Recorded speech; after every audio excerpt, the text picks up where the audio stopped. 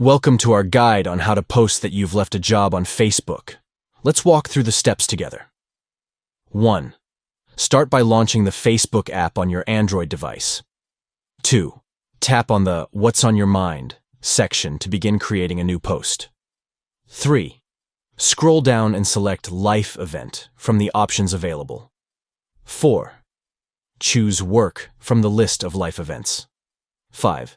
Select Left Job to indicate that you have recently left a job position. 6.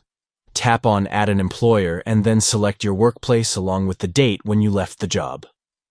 7. Tap Next at the top right corner to proceed. 8. Utilize the audience selector to determine who you want to share this update with.